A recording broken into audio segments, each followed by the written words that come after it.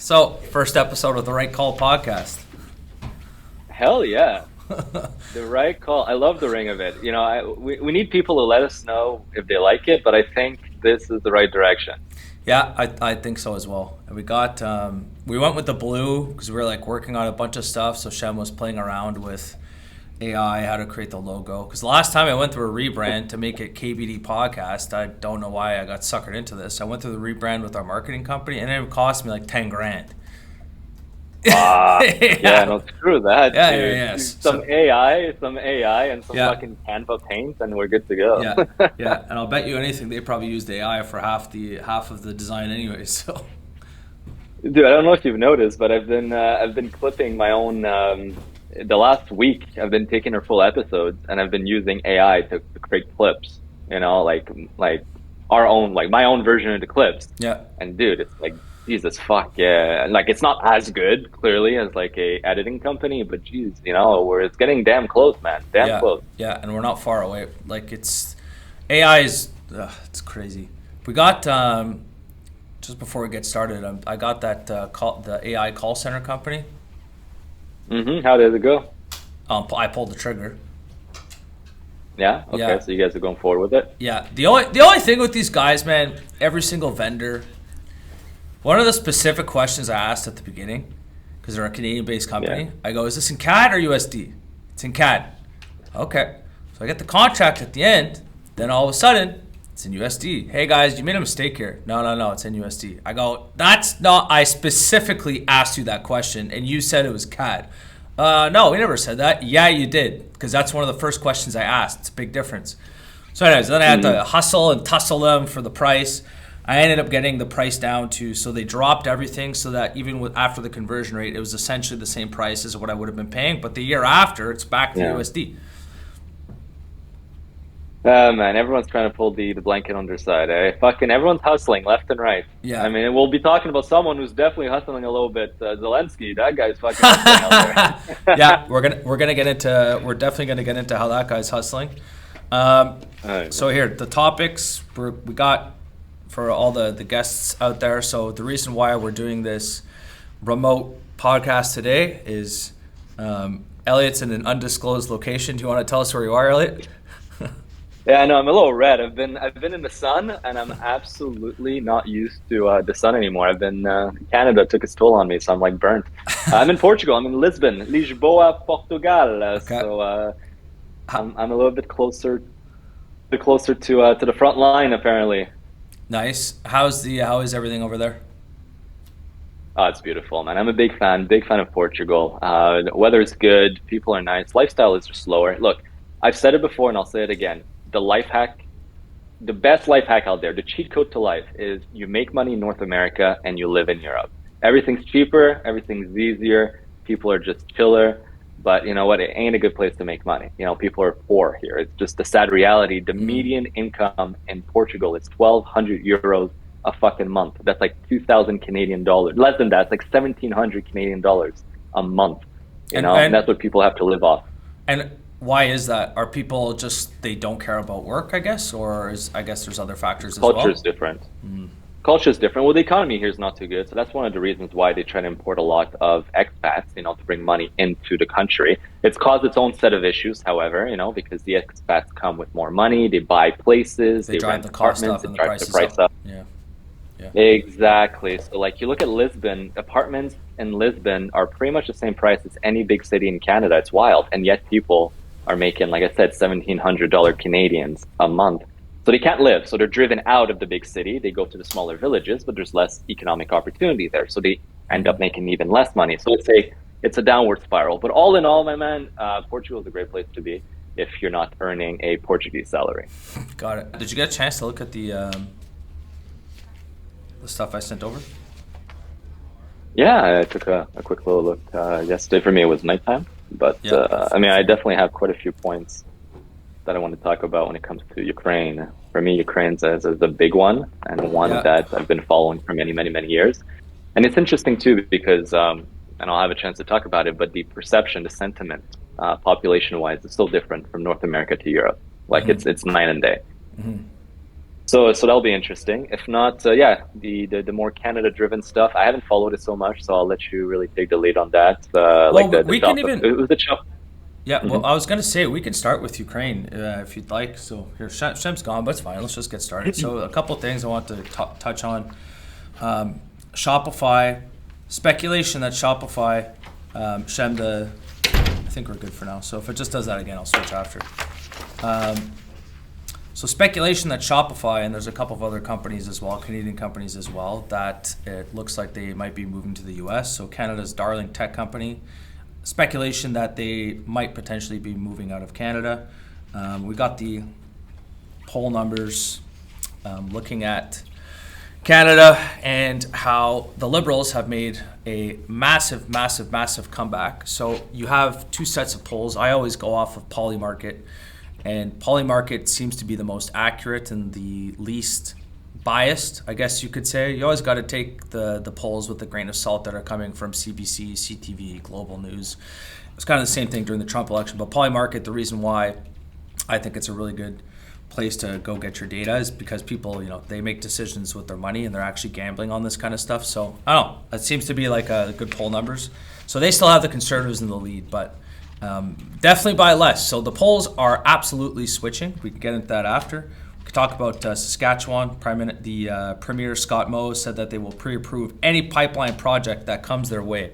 Is the pendulum swinging the other way? I think yes. We'll see how Canada, and I'd like your opinion on how Canada is reacting to the fact that the pendulum is swinging the other way. So from the left, liberal policies to the right, kind of more populist policies like America, I would say. And then Ukraine. There's actually a lot of stuff that we can talk about Ukraine. And you know what? Let's throw an audible here. We're going to get started on Ukraine first. And so the fact that you're down in Europe right now, I'm sure that there's people talking about Zelensky, talking about the war, where it's going to go. And so I'll let you get started. Well, that's the one thing that I find fascinating is the reaction and the vision that people have here compared to North America. I feel like in North America, we're a little bit more far removed, and as such, perhaps take a more detached, rational, and third-party approach to it all. Here, people are incredibly emotional, and it is very deep, deep, deep emotional. Now, it ties maybe into something else. I saw a recent post on X that talks about the countries with the highest likelihood that people follow mainstream media, or the trust level that people have in mainstream media. Number one being Norway. Okay, not surprised there. But most countries that are in the top 10 are European countries, including Portugal, where I'm at right now. So people here And when are you're saying incredibly... sorry to cut you off. When you're saying that, so people that live in European countries trust the media networks that are based in their countries. Yeah, well, I think it triggers or trickles down to just about every aspect of life here. People are much more connected to the government. It's less of an individualistic, less of a independent reasoning and thinking. People are not like entrepreneurial either. So it's like go to school, stay in school as long as you can. Like degrees here, super important. If you don't go to university, you're not getting a job in Europe, and that's like every European country. Whereas like there's a bit of a shift in North America, Canada. The US definitely, it's like, hey, I don't give a fuck your studies. Are you good at what you're doing? Can you bring value? If so, you're in. So, people here, it's school, get a job, the government's protecting us, giving us a good quality of life. There's very little ambition or desire to step outside of the box. And that translates as well to following mainstream narrative. Here, the far and wide, people are Russia bad, Ukraine good.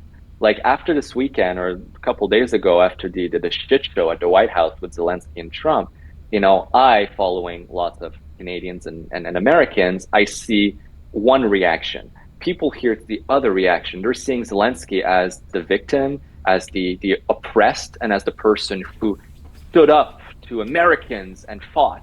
Whereas like people in North America are seeing it as like this is coming off as like a little spoiled brat and like like show a bit of respect, and you seem to be like a warmonger. You're not stewing for peace here. It's incredible the diverging opinions, and I honestly I blame the media here. People listen to the mainstream narrative here without ever questioning anything.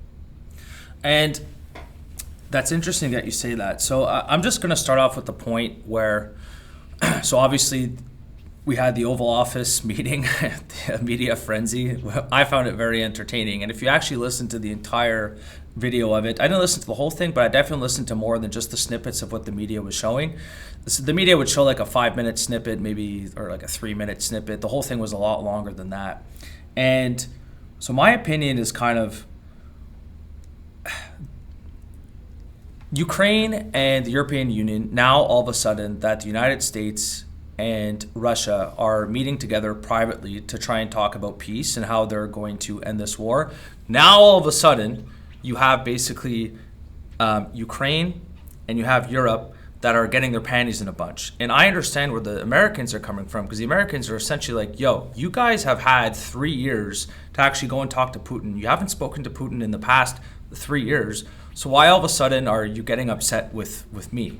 The first point is basically the Americans and, not the Americans, the Russians and Americans are talking now privately to negotiate a peace settlement. The Europeans and the Ukrainians are all of a sudden getting their panties in a bunch, and they're getting all upset about the fact that they're having these private meetings without them being present. That's the first point. Second point, I agree with you 100%. So he barged into the White House. This is how I saw it as well. Barged into the White House after the U.S. has given him billions and billions and billions of dollars. He didn't say thank you. He didn't do anything like that. And then on top of that, the fact that Trump brought up this point, he's polling in the single digits in Ukraine. They haven't had an election because they're in a state of emergency for the past whatever amount of years. So in reality, he's an unelected leader of the country at this point in time. And half the money that the United States sent over to Ukraine, which is $500 billion, can't be found. And the Europeans are trying to spin it, and so are the left-leaning Canadians, the left-leaning Americans. They're trying to spin it as Ukraine is this beacon of hope. It's a democratic nation, and they have a lot of the same values that us in the West have. And like this person, Zelensky, oh my God, he's so brave. And I don't really see it like that at all. And we're no longer in a world where it's just one world power. The fact is that there's multiple countries, there's many spheres of influence in the world right now. You have China, you have Russia, and you have the United States. And I don't know, I just think that Trump's taking a very, very, very pragmatic view about what's going on. And the last point I'll just mention is that don't go around on the media shit-talking Donald Trump publicly. He's not going to react well to that at all. So whether you agree or disagree with the war, and it sounds like people in Europe want this war to continue, and they had another defense meeting. What was it called? The Ukraine Defense Summit. I think it was yesterday or 2 days ago. And these guys in Europe want to put more troops on the ground. Canada wants to send more money. A lot of European nations want to send more money over to Ukraine to go fight Russia. Guys, this is the reality. If the United States pulls out, there is no more war. And the European media is trying to spin it as, oh, well, you see, Trump's the bad guy. Because if Trump hadn't come in, then everything would be fine and we'd be able to fight the big bad guys of Russia. And so, yeah, there's a lot of stuff that's kind of going on. And I do find it a little bit a shame that how they're spinning it. And these people in the European Union, and I always say this, the guys that run the European Union, they're unelected. Okay, they have no skin in the game. And when you look at Europe, look at the price of energy. Why is the price of energy so expensive? Well, number one, they were completely reliant or almost completely reliant on Russian energy. And then number two, they wanted to sabotage that relationship with Russia. And Russia said, okay, fine, we're not going to send you guys energy anymore. I mean, like, what do you... But they shot themselves in their foot. And it was hilarious because Trump, during his first term, warned Europe to not become so reliant on Russian energy. And he was vilified, demonized for making these statements. And lo and behold, it was true.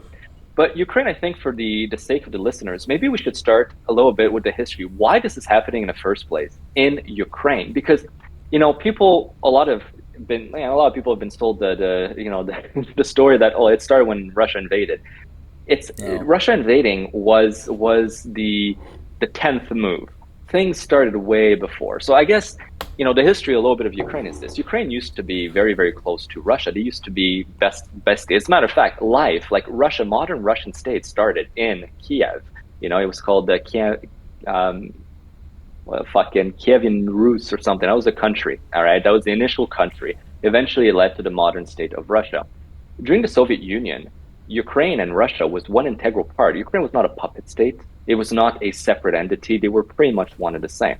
Now, when Soviet Union fell, Ukraine obviously had nuclear weapons that belonged to Russia. And this is the mistake people make. They said, well, fucking Ukraine had their own nuclear weapons. They gave it away to Russia. No, there were Russian nuclear weapons stationed there.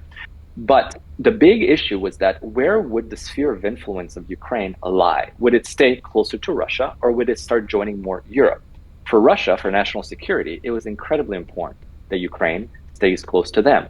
Ukraine, as a matter of fact, is a word in Russian Ukrainian that stands for border country. It's a border country. It's a buffer zone of sorts between Europe and Russia. Now, there were some promises made. One of the reasons why that the Soviets allowed Ukraine to kind of become more independent was that NATO, which was a new thing in Europe, and not necessarily a new thing in Europe since World War II, but it was mostly to the West and only the West, France, the UK, those countries. They had promised not to expand any closer eastward towards Russia. That was a promise that was made.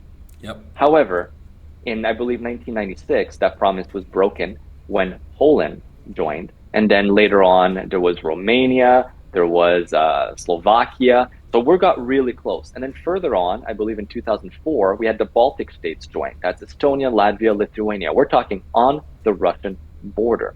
But there was a red line in the sand that was very easily and clearly drawn by the Russians. And it was Ukraine, you do not fucking touch it. It is our buffer zone.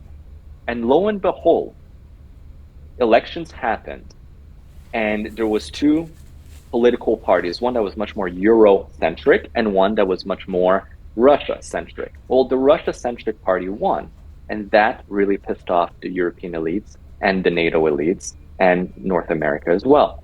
And what we saw is eventually, and this may again come across as a conspiracy theory, but it will come off as truth, I can promise you that, something called a color revolution. The 2014 revolution in Ukraine was not a organic revolution. It was not a revolution that happened naturally from the grassroots, no matter how much the media wants to say it was.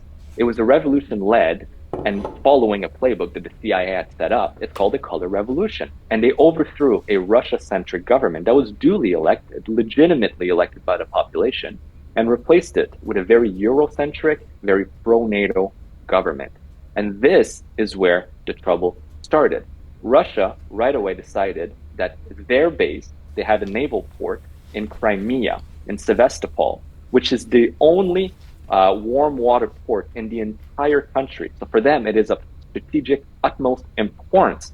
They decide, we're not going to risk this. And they invaded Crimea to secure their strategic interests. But that was it. Nothing more happened. But here is what continued in Ukraine. Now this new pro-European government started oppressing certain Russian-speaking zone like Donbass and Donetsk, and even causing atrocities over there. Because believe it or not, that very pro-Europe faction also had a very ultra-nationalistic, and I mean ultra-nationalistic wing called the Azov Battalion, which, by the way, is very close to Nazis. They espouse a lot of Nazism, a lot of Nazi ideologies, and they use also Nazi symbolism, including the double S. All right, this is not, again, a conspiracy theory. Go look at their symbols, their battalion patch and whatnot. It is there. And those units were oppressing and at best, and at worst, killing some of the ethnic Russians in those very east, close to Russia regions of Ukraine. And this is when Russia said, we got to protect our ethnic people, and they invaded that region. And that led to a war between those regions. But that was it. Russia had no intention of entering any further. They just protected those regions. Those regions ended up declaring independence and joining Russia. How do we get to today? Well, eventually Ukraine said, fuck it, we're going to join NATO. And it's when they made it very clear that they're intending to join NATO, and NATO made it very clear that they are very open to the idea, that is the moment that Russia had to preemptively make a decision, allow this to happen and lose our buffer zone, or enter Ukraine. And I just want to end on this point. I make no claim to say that Russia was not the aggressor. They were. Yeah. They have violated international law by entering and invading a sovereign nation. That is absolutely true. However, what I'm claiming is that just like Israel does the same with a lot of their neighbors claiming national security, and like the US has done countless times around the world, Russia did likewise. And from a detached perspective, a non-emotional perspective, I can see and understand why. So I don't necessarily think Russia is bad and Ukraine is good, or vice versa, Ukraine is bad and Russia is good. I just think there's two sides, and people need to realize how we got here. It's by the way, that was very well said, and it's definitely complicated, and I'm not a geopolitical expert. I like to listen to the Duran podcast. I sent you a couple of episodes, and they've really taught me a lot about what's going on in the situation. So it's a British guy, it's an American guy, and they get a lot of people as guests on as Ukrainians. But something that they always bring up, and this is regardless of what your opinion is on the war, if the United States are not involved in this war, there is no war. The European Union and the UK do not have an army. They cannot fight against Russia. This is a losing battle. And this is something that I don't really understand. And yet you have all of these countries, including Canada, and we'll kind of just bring it back to Canada, that are still sending money over to Ukraine. Like, why is Canada sending $5 billion, and they've sent up to $20 billion now over to Ukraine of our taxpayer dollars for a war that has nothing to do with us? And if you go ask a Canadian, hey, do you support the war in Ukraine? They're going to say yes. They're going to go, why? Because Russia should not be invading Ukraine. Okay, well, what about all these other nations around the world that are fighting all the time? Like, why is this one a little bit different? And again, I'll just go back to, let's look at it objectively. Regardless of your opinion on the war, whether you think it's right or wrong, the U.S. is pulling out. This is happening. If the U.S. pulls out, there is no more war, because the Europeans cannot be the aggressors against Russia. They will lose. Why are we still sending money over to Ukraine as Canadians? And then meanwhile, I'm back here as an entrepreneur, as a business owner. The CRA are up my ass to make sure that I'm paying my taxes on time properly. They're doing all these mini audits, and it's not just me. They're doing this like around the board. I have a lot of friends who are business owners that are doing all these mini audits, asking for bills, asking for receipts. Like, they're looking at everything. And meanwhile, the Canadian government is sending money over to Ukraine, which in my opinion is a complete and utter waste, because this war is going to end. I don't care what the media says, and I don't care what the European Union says. This war cannot be won if America is not present. That's a fact. I absolutely agree, but the propaganda is intense. And this is an image, it's a side-by-side comparison of various media, what they used to say before Russia invaded and what they're saying today. And there's 4 clips. We've got The Guardian. Pre-Russia invasion says, welcome to Ukraine, the most corrupt nation in Europe. And now today, The Guardian says, the fight for Ukraine is a fight for liberal ideals. Wow. Reuters, a respected news organization. Free Russia, Ukraine's neo-Nazi problem. That's the tagline to their article. Today, Reuters, for foreign fighters, Ukraine offers purpose, camaraderie, and a cause. Okay. Then we got Vox, of medium credibility here, but still. Free Russia, a Ukrainian comedian turned president is embroiled in Trump's impeachment mess. And then today, Ukrainians are giving 2 lessons in democracy that Americans have forgotten. And by the way, and this is 100%. But how could they say democracy? But this is the part that's absolute bullshit. The guy right now, he's unelected. Exactly. You're hitting the nail on the head. Zelensky's term came to pass last year. He is now officially, as definition says, a dictator. He's not elected. He's unelected, yes. He's an unelected leader. And furthermore, may I add, okay, and this is another thing the media doesn't talk about nowadays. Here's what Zelensky did. He nationalized the media service. Today, the media in Ukraine is state-owned, and only state-approved information can be decimated under the guise of martial law, of course. So you quelch dissent. Furthermore, he outlawed, under the guise of martial law, again, national security, every opposing political party. There is no more opposing political party. Have been outlawed, and some people have been arrested.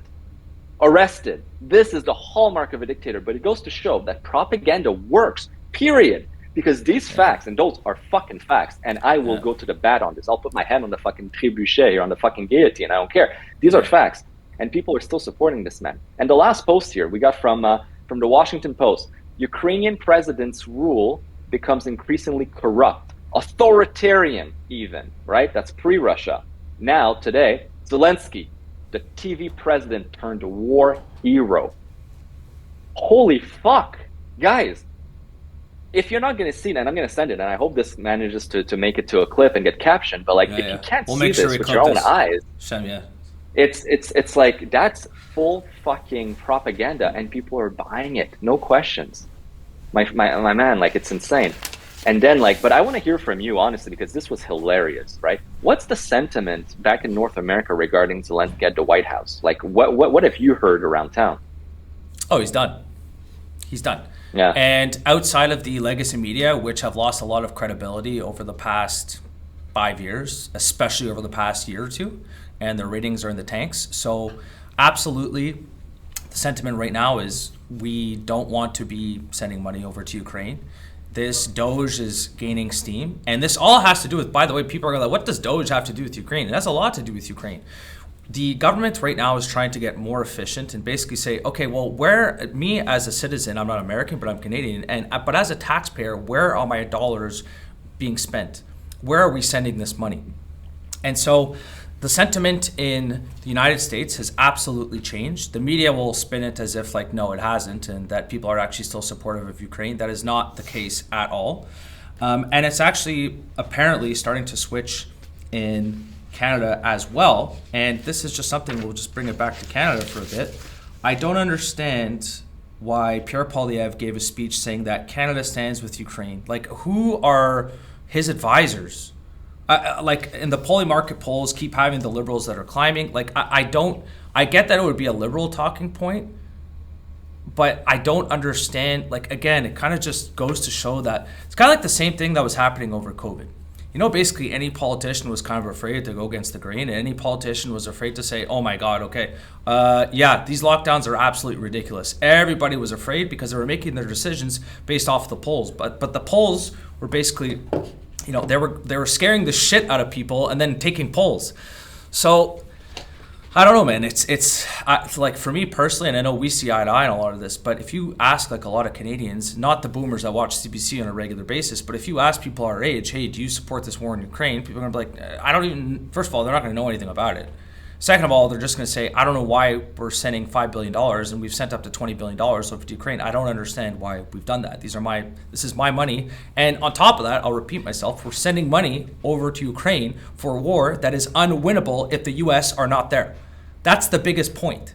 And so again, whether you agree or disagree with the sentiment of what's going on there, no US equals no war. So if the US isn't there, why do we keep sending money over there? And the media in the European Union and the legacy media here in Canada and the United States, they're going to keep trying to convince you that Trump is the bad guy and that Trump wasn't here, that this fight for democracy would be winnable in Ukraine. And it's way more complicated than that. And it's just, I don't understand why Pierre Poilievre did that. I think that was a really, really, really bad mistake. And the second that he did that, maybe it's this, amongst other things, the second that he did that, the Liberals went up in the polls again. You know what I miss? I miss Liberals. I miss classical Liberals that were anti-war, anti-establishment. Because I've never seen Liberals and Democrats, left-leaning people, beat the war drum so loudly these days. Yeah. It's like they want to go right away. And I'm saying this to all my fellow Canadians, Americans, or Europeans, especially Europeans. Ukraine has a foreign legion. You can, as long as you're under the age of 65 and physically fit, are well allowed to sign up and go serve on the front line of Ukraine if you so choose. So if you strongly believe that Ukraine should, war should continue and people should fucking be sent to die, just like Trudeau said, by the way, we are not ruling out boots on the ground, Canadian boots on the ground. You fucking out of your fucking mind. Yeah. The guy's done in a week. He's I don't know why he just I don't even want to think about Trudeau anymore. Like, he's so done, and he's just going around. He's saying all these stupid things. Like, it's like, dude, just get out of here. Like, you don't know what you're doing. I know, but it's like, if you want war for real, sir, go sign up. But I'll tell you something. Here's another little inside scoop, right? I have a very good friend of mine who served in the Canadian forces, deployed in Afghanistan for several tours of duty, and later on became a mercenary, or in the real jargon, a private military contractor, right? Yeah. And he's made a lot of contacts through that PMC line of work. And when the war started in Ukraine, when Russia invaded, and things were fuzzy, we didn't really know what was going on, a lot of his friends signed up to go fight in the Foreign Legion because they're looking for action. When you're chasing that fucking dragon, that action dragon you've had at war, and now you're like, you're bored at home, you chase it. And they thought they were fighting for the right side of things too. So they served, they went there. Most of them ended up leaving after a month because they said, fuck that. They're like, screw this shit. Unlike in Afghanistan when we were fighting the Durkas, you know what I mean? Fucking with AKs shooting sideways and fucking riding on goats and shit. Like, we're fighting an actual nation state. With air support, with intel, with comms, with artillery, with fucking actual tactics and strategies. It's a fucking carnage out there. Dangerous. And guess what? It is dangerous. And by the way, yes, there's casualties on both sides. But again, the media underplays the Ukrainian casualties because Russia is causing a lot of carnage there too. Now, Ukraine is also holding back. That's true, right? There was a podcast. Go ahead. I'll let you finish. Go ahead. Well, that's just that. It's not this. You're not fighting some fucking terrorist or some mujahideen in the fucking Afghanistan mountains. You're fighting a nation state. Yeah, different game. They have sophisticated weaponry. There's an interesting podcast I was watching last night, actually, called Trigonometry, and I forget the gentleman, but he's a war specialist. He's essentially a private contractor, and he was saying in the past 2 years, in 2 years alone, Russia went from being able, so let's say you shot at the enemy being Russia, it would take them about an hour and a half for them to respond and retaliate with like another weapon, another rocket. It used to an hour and a half. Today, 2 years later, it takes 2 to 3 minutes for them to respond. And they're investing in, and this is the other point that he was trying to make, they're investing in drone technology. Like, war is drastically changing, and I've been kind of learning a lot about this as well. The days of just having these massive fighter jets are becoming more and more irrelevant. Number one, they're super, super, super expensive to produce.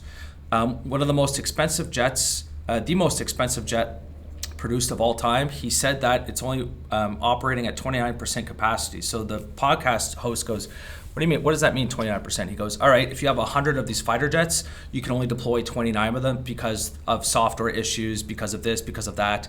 And so he's like, we're highly inefficient, and it's very, very, very expensive to operate as a war. So the point he was just trying to make is, to your point, Russia is not fucking around. They're not a small little dinky enemy that you could just go in and bulldoze like you can in Afghanistan or like you can in the Middle East and like Hamas or something like that. They're sophisticated, which again just brings me back to my original point. If the U.S. is not present in this war in Ukraine, whether you agree or disagree with that, the Europeans cannot defeat Russia. Not even close. And by the way, Curtis, let's not forget the most important fact of it all. It's a nuclear nation. Yeah. You're not going to defeat Russia. It's crazy. You will not defeat Russia. It's right? crazy. And again, to have nuclear nations like France and the UK want to be aggressors, and by the way, send also troops. Like, I mean, why do they want to bring us to World War III? Because this is how you get World War III. And we're not winning. I honestly think, because it doesn't make any sense. Okay, they clearly want war. Europe wants war. The UK want war. And I'm like, why do they want war? I don't understand. They have to know that they're not going to win.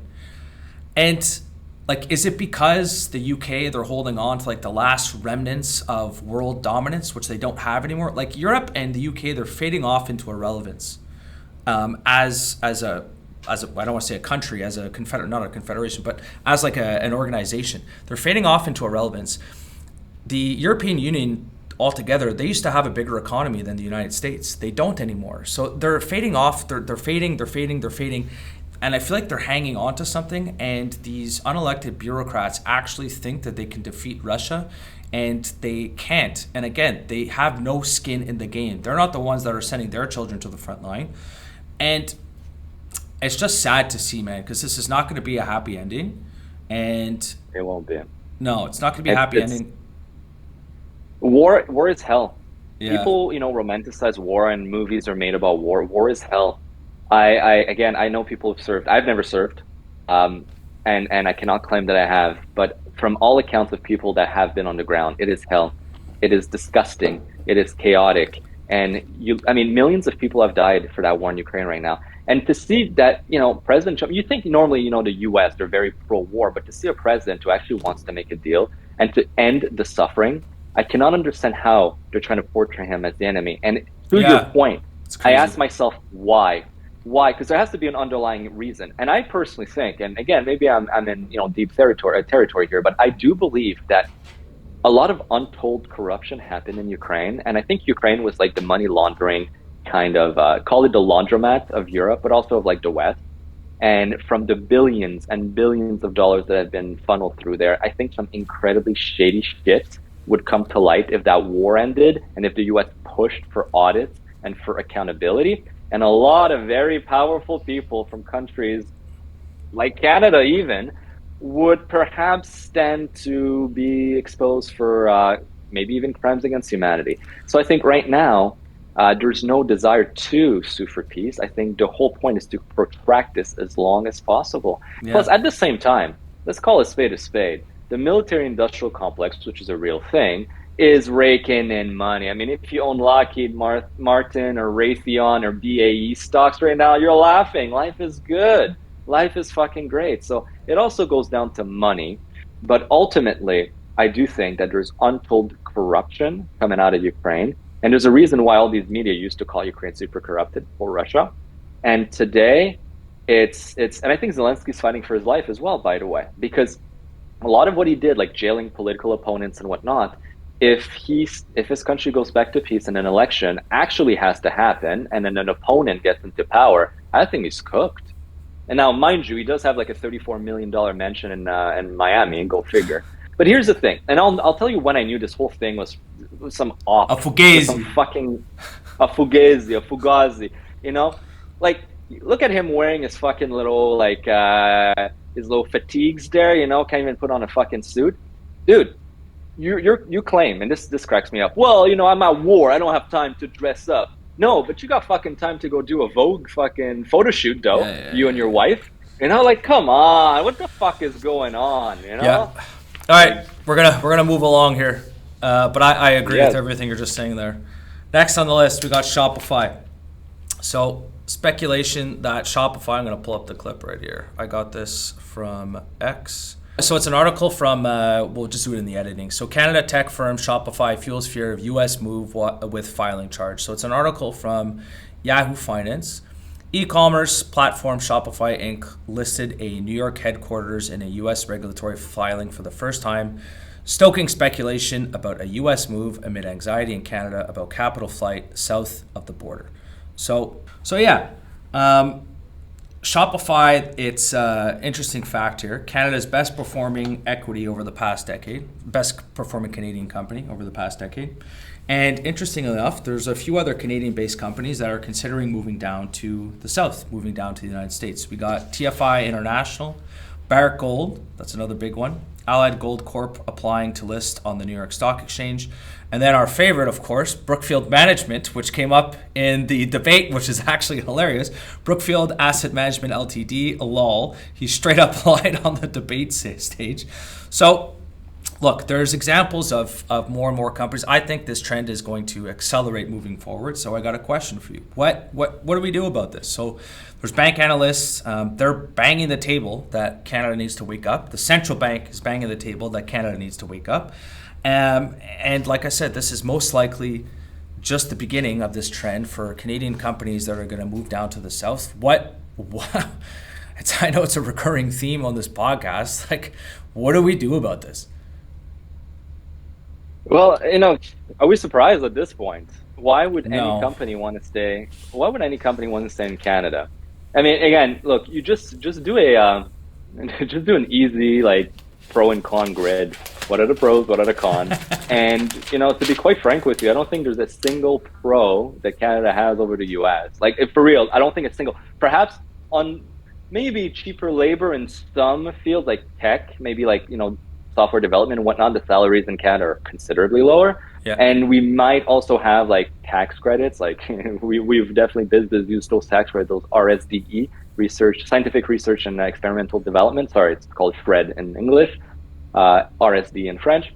But aside from that, the economy is smaller in Canada. The taxes are higher. The compliance requirement, the regulation, the red tape's higher. The labor, the size of the skilled, or the pool of skilled labor is smaller. Small. Yeah.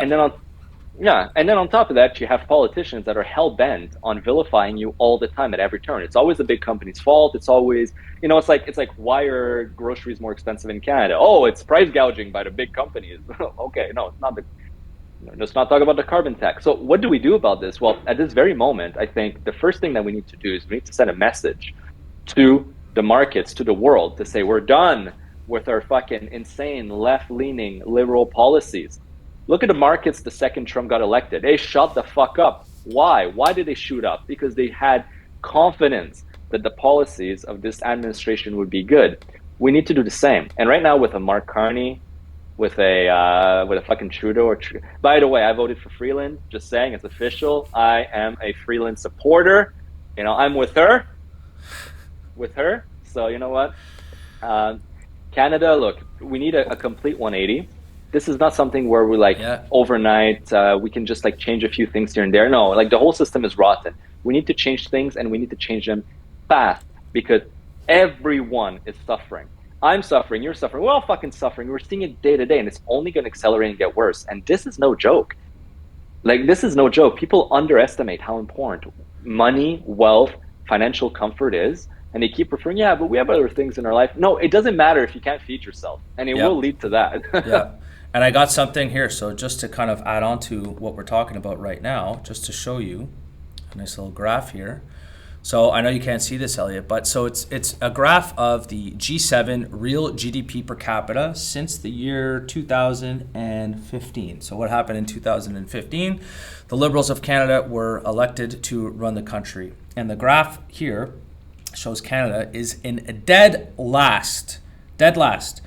These are all the countries that are listed. The US, number 1, Italy, France, UK, Japan, Germany, and Canada. We are in dead last in terms of real GDP per capita growth since 2015. And if you don't think that this is going to impact your standard of living, then you don't understand economics. And to your point, this is something that Canadians need to take more seriously, which kind of brings us to the next point here. So, poll numbers.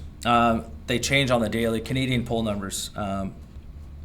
Check out Polymarket. We talked about this a little bit earlier. I don't really listen to other polls, or I always take them with a grain of salt.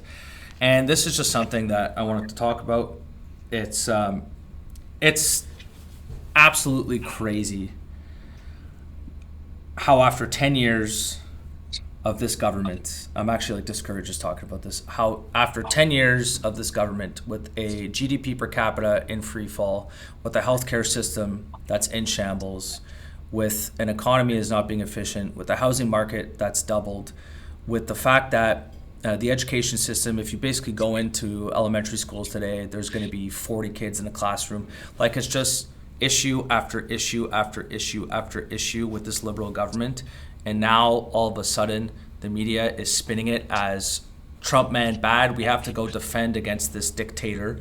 And it seems Canadians have almost completely forgot about the last 10 years and are actually seriously considering electing Mark Carney, who, by the way, was an economic advisor for Trudeau, one of his main economic advisors. And you've said this before, the fact that he has tried to brand himself as an outsider. He is not an outsider. He's not even close to being an outsider.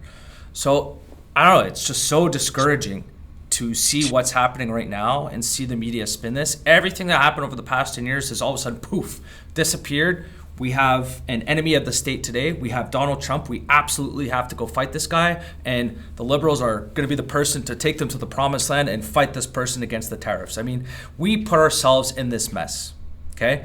And this is what I get frustrated with Canadians sometimes. There is zero reflection. We never look in the mirror to actually see what we've done to ourselves over the past 10 years.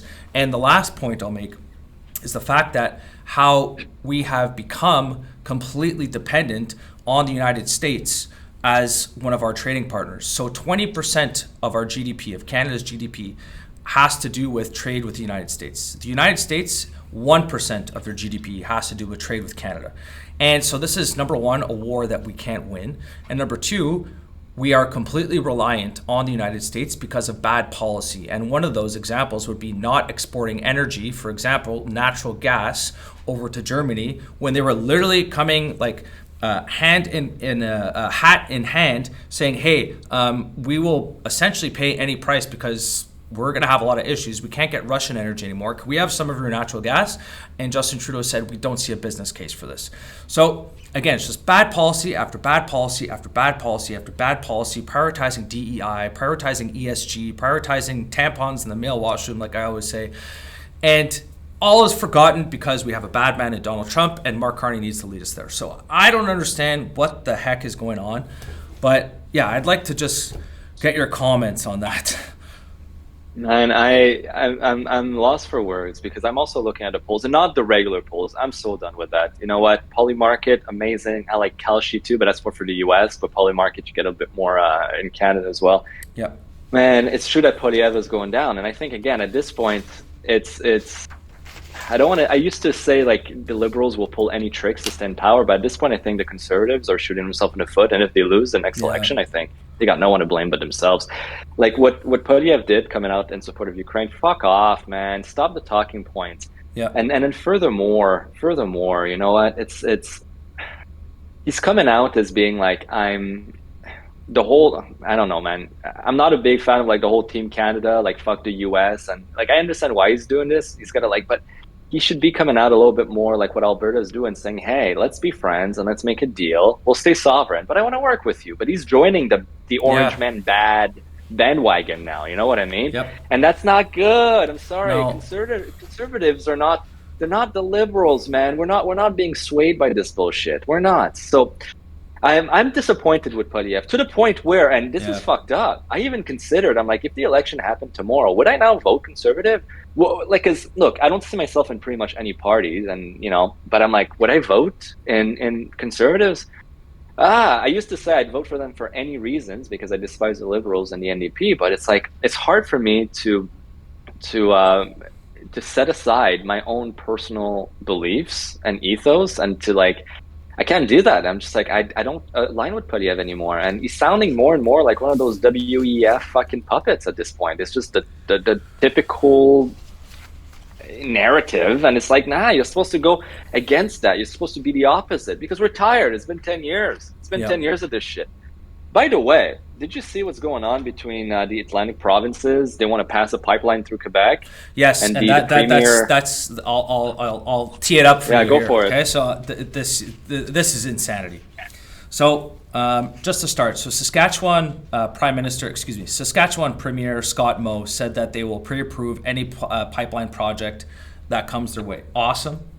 Quebec, meanwhile, is blocking a pipeline that needs to go through the province, as per BNN Bloomberg. And also, too, just a little fun fact. Did you know that last year, Canada imported $200 million worth of Russian oil? No way. Canada last year imported $200 million of Russian oil, and basically someone's going to say, no, they didn't. There's sanctions on them. So this is the workaround. Russia will send some of their oil that's not refined yet. They'll send it to countries like Turkey and India, and then we'll just buy it off those companies. So we're indirectly purchasing it from Russia to get around these regulations.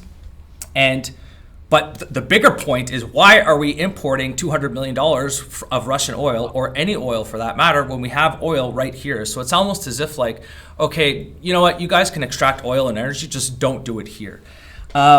So yeah, it's like the fact that, and then just back to like one of the main points, that we had a clip that went viral a couple of weeks ago. Alberta, if they did not have to do the transfer payments to the rest of Canada, would actually have a surplus. And the people that live in the province, they would still have a surplus even if they dropped their income tax to 0%, the provincial income tax to 0%. Yes, that's how much money that these guys make.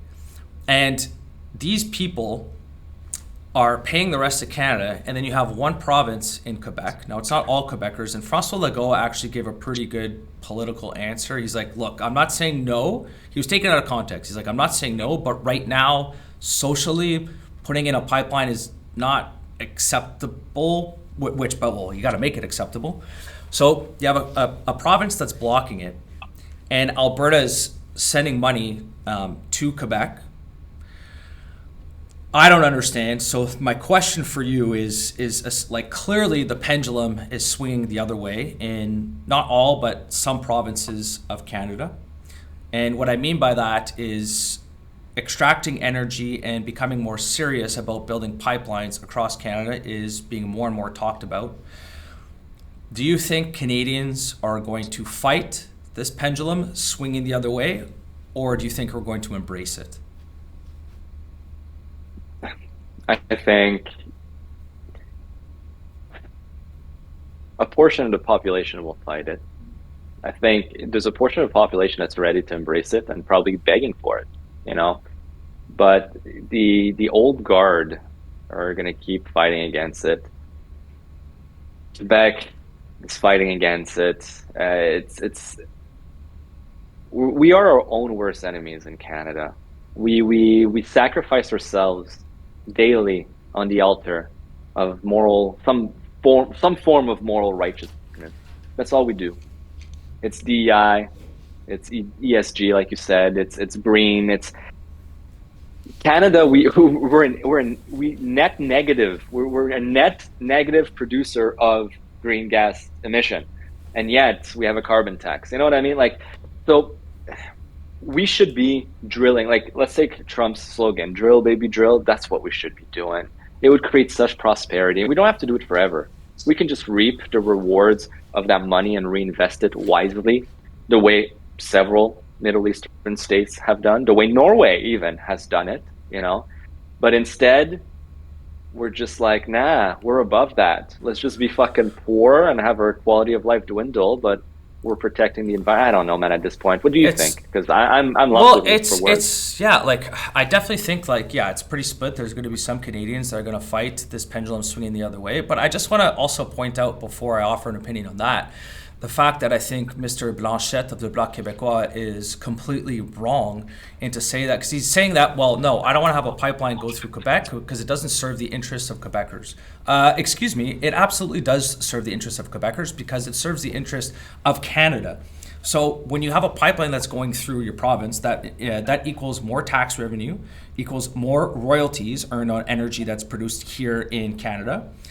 We'd be able to export to other nations outside of the United States, which would make us less reliant on the United States, which in turn would make us more resilient in the face of tariffs, like what's going on right now. And then we could also stop importing oil from countries like Russia. So the fact that he says, oh, this isn't in the interest of Quebec, it just goes to show you it's another example of politicians talking out of their ass and they don't know what the fuck they're talking about. Like, this is absolutely false that this won't directly help Quebecers. It will help Canada. So you guys are fine with taking all this money in transfer payments, but you're not okay to support Canada as a nation. I mean, it's absolutely the most hypocritical thing in the world. And if I'm an Albertan sending you guys money all the time, and you're there blocking a pipeline that's wants to go across your province so it can make its way to the East Coast, I mean, what are you talking about? This doesn't directly benefit Quebecers. You take all our money. Like, it's absolutely insane. It's so hypocritical, and it's just another example of how Canadians, it's not just Canada, a lot of other countries like this too, we rely so much on the expertise and the wisdom of these politicians who actually don't know what they're talking about. And we're in this position as Canadians because of policy, because of politicians. And we have to stop putting so much faith in these politicians. And we have to stop looking at politicians every single time someone sneezes and they catch a cold. I mean, can we just like start functioning as a society and, you know, like be a little bit more individualistic? Look, I'm all for collective societies. And even for me, sometimes when I go down to the United States, I do sometimes get annoyed at how individualistic it is. And I'm not saying I want to be completely like the United States, but I mean, stop talking out of your ass. And it's actually crazy for this person to actually say how a pipeline going across Quebec does not directly benefit Quebecers. It benefits Canada. You know, we like to say Team Canada these days, right? You know, we're part of Team Canada. We're supporting Team Canada. This entire Quebec thing reminds me of a guy I used to play hockey with. He was an incredible player. But if he was not on the penalty kill or on the power play, he would throw a tantrum. And even if the team won, even if we won a championship or a tournament, he would not celebrate and he would be salty because he was not on the power play, on the PK. And that's when you realize you're in there just for yourself. You're not in there for the actual team. You're not trying to play with the team. You're not winning as a team. This is all about you. Well, Quebec is behaving that way. Canada could benefit, which would indirectly benefit Quebec. But above that, you're an entity in Canada. If Canada wins, you win. We all win. And to see yourself as so independent, so different, it's like, look, dude, you had your chance for a referendum. It fucking failed. If you want another one, then do it today. Have a fucking referendum. It's going to fail again. Now join the fucking nation and start providing and working as a team. Because by the way, you say you care about your interests so much, the interests of Quebec, like Blanchette said, right? Like that, and to be honest with you, sounds completely retarded. You know, we want to protect the interests of Quebec. Well, refusing that pipeline is not protecting the interests of Quebec. Exactly. It's not. It doesn't make any sense. No, but you're absolutely right. And what's going to happen next, in my opinion, provinces like Alberta are going to, especially if a conservative government comes in, if the Liberal government wins, then I don't know what's going to happen. But if a conservative government does end up winning the federal election, whether that's now or whether that's in a couple of months, they need to start being tougher on provinces that do stuff like this, to the point, and again, I don't know all the ins and outs, but if I'm Alberta going, all right, you're not going to let us build a pipeline, well, I'm not going to give you as many transfer payments anymore then. And Quebec needs to have skin in the game, where if they make a decision like this that would basically stop Canada from benefiting, and they're the ones that are blocking this benefit to the rest of the country, there needs to be consequences for this. And I think then and only then will they actually decide to, all right, fine, we'll build the pipeline. And regardless, because every political party will need to actually follow through with this because they won't have a choice. And on top of that, it continues to play as well as our independence from the US, because as it stands right now, oil from the western provinces cannot get to the eastern provinces. We have no way of connecting the two. It must absolutely go through the US first. And we like to say, we hate the US, we're Team Canada, buy Canada, la la la la la. All right, well, that should be your priority then, energy independence.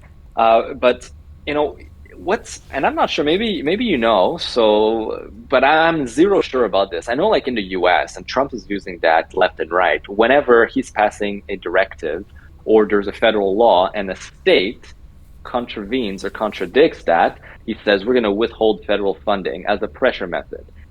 Can the federal government of Canada do the same thing with the provinces? Is that allowed?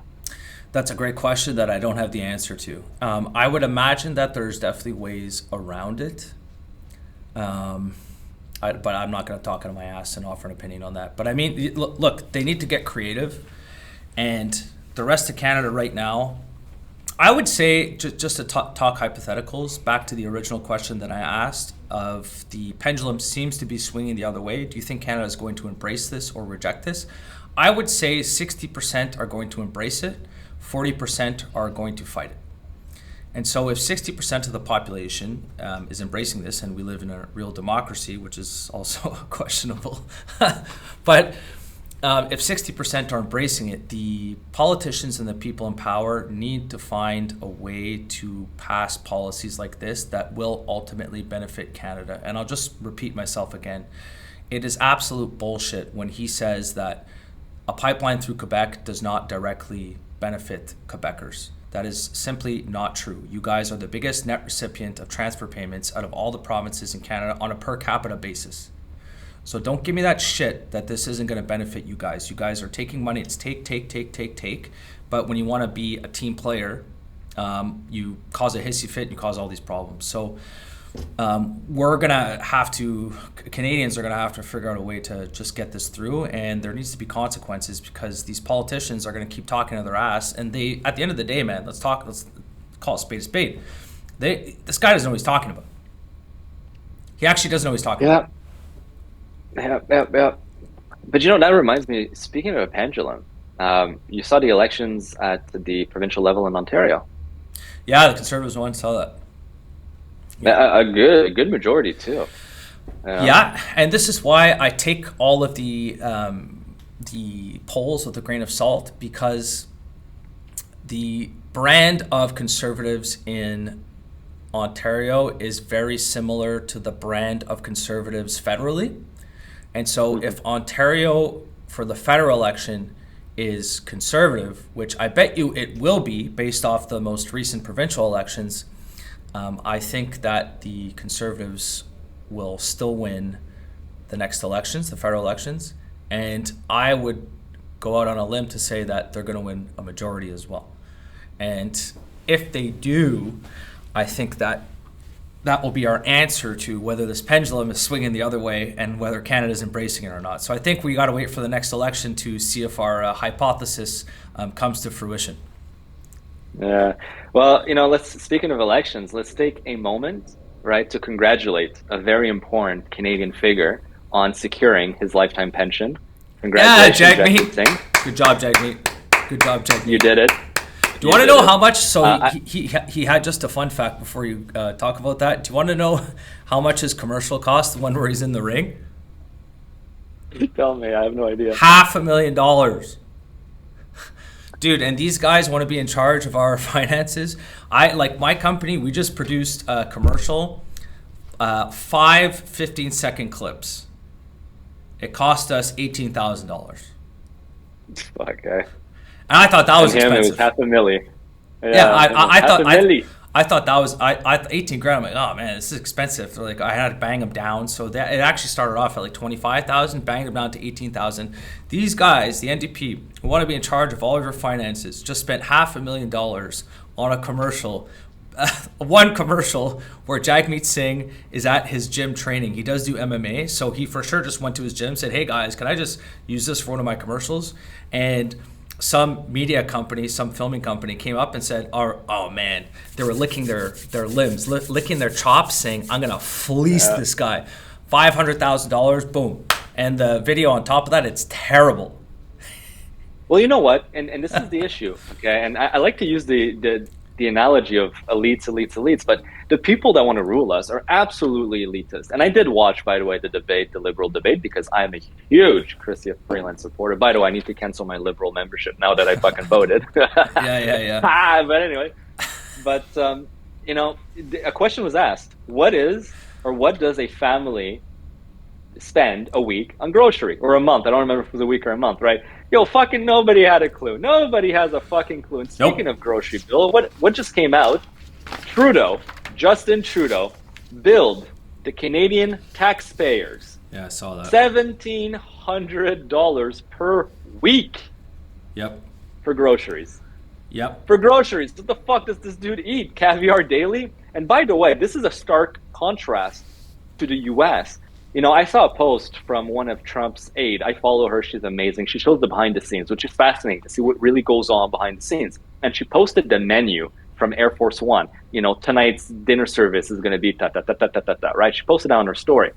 And then someone commented, and she replied to the comment publicly. And she says, it's nice to see you elites basically eating on the dime of the taxpayer while we can't even afford eggs, for example. And she replied saying, you'd be surprised to find out that every single item of food consumed aboard Air Force One is invoiced and billed to the individuals. The military invoices all food item that you eat. And then I went to go dig a little bit deeper.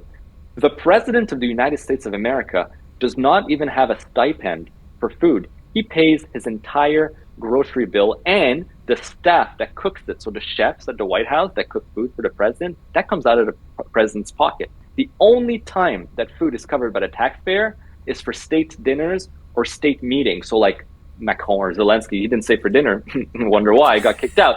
But had Zelensky stayed for dinner, then the country would foot the bill, the taxpayers. But day to day, the president pays his own fucking food, and so do all the guests aboard Air Force One. But in Canada, our prime minister, our beloved, not our lover, he's gay. Well, I mean, who knows? But our beloved prime minister bills us $1,700 a week. And look, in the grand scheme of things, it's not a lot in the Canada's budget. It's the or whatever. principle. I get that.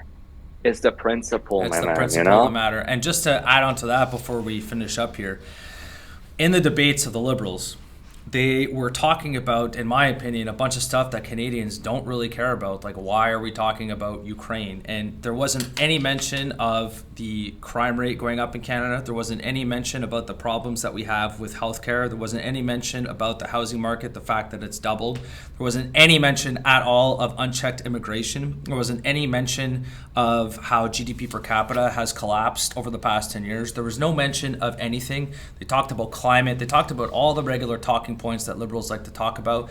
So I hope that the polls are not correct. And I hope that Canadians can see through this Trump invasion, whatever you want to call it, even though it's not a real invasion, obviously, but this 51st state. I hope Canadians can see through this for what it actually is, and how the media is just trying to spin it as a distraction to take your attention away from how bad things have actually gotten over the past 10 years due to Liberal policy. And people need to understand that. So just when you're watching CBC the next time, and it's hilarious because when you speak to boomers, man, they're all in on this stuff. Oh man, yeah. We're not going to change the boomers. Sorry to cut you off. Just my last point. Like the boomers are they're liberal. We're not going to change them. And we've talked about this before. The value of their house has doubled. Their stock portfolio has gone through the roof. They grew up in a Canada that was a lot different than what it is today. So for them, they're good. They're going, hey guys, what's the problem? It's like, well, dude, your house that you bought for $30,000 and a bucket of berries back in 1965 for like literally $60,000 is now worth $4 million. So yeah, I get it why you think everything's okay today. But for the average Canadian, especially people that are 35 years and under, we don't see any way to ever own a house. And the cost of living is just so damn expensive. So, I get it. I'm not shitting on them for the fact that they're predominantly Liberal voters, but that the rest of Canada needs to wake up and understand what's going on and what the media is trying to do. Could not have said it better, and I think you're spot on. Your analysis and your understanding of it is exactly what's going on. We're not going to change that, but man, and to add insult to injuries, they're the most likely group to go out and vote. So, I know. I know. Dude, I was just on the last thing. I was actually, okay, I'm dead serious. I'm looking into it now. I want to run for mayor in Kirkland, where I live. My pitch would be so simple. I'm going to lower your property taxes. And just think about all the things that you could do. You could basically go in there, because I was looking at all the line items in their budget and their income statement. Their biggest line item was environmental expenses. What the hell is that? $7.5 million for the city of Kirkland in environmental expenses. So if you dig into that, and then you could actually do like a mini Doge, I think it would actually, if done properly, would gather a lot of attention. And you could make public all of the expenses. They would obviously have a hissy fit, say, you can't do that. I'm going to go, damn right I can do this. I mean, it's the taxpayers' money. They should know damn well where all this money is going. And just to show, I don't know for sure, but if I had to guess, it's probably like any other government, any municipality.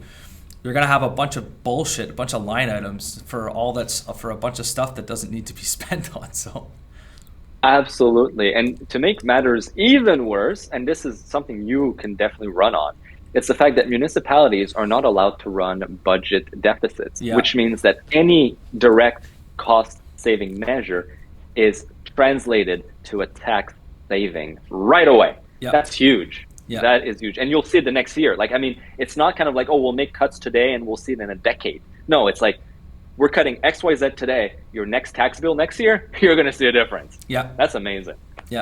I agree. Do it, man. I fucking, you know what? Like, I know. fuck, it's just like, it would have to be the way to do it, obviously, because it's, so I was looking up some data.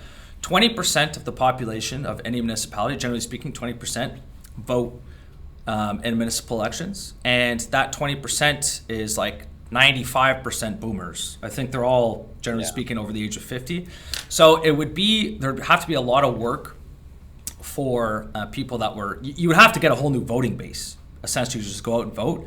But I honestly think, especially with the cost of living crisis here in Canada, if you were going door to door and you had a really good social media marketing strategy and you just said, look, I'm campaigning on dropping your property tax. I'm going to make it less expensive next year than what you paid this year.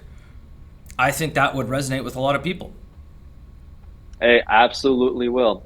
And here, let's give a little history lesson, not history lesson, but a classroom lesson on collusion. Curtis, I'm going to help you run. I'll financially back you, and I'll devote my time and energy to get you elected. I just need a little position after, you know what I mean? A little kickback somewhere. Jokes aside, don't do that. But I'm just saying that's what happens all the time. No, so I know. That's the kind of bullshit. No, I get it. You know, but dude, if it's something you actually decide to do, highly encourage, and I will be more than happy to help you out. Because I think your ideas and your wherewithal and just your presence would benefit the residents of Kirkland. I am convinced of that. I've seen how you've run KBD, your company. I see how you are also outside of work, just with people. And I think you're an outstanding guy. So fuck you as a mayor, definitely.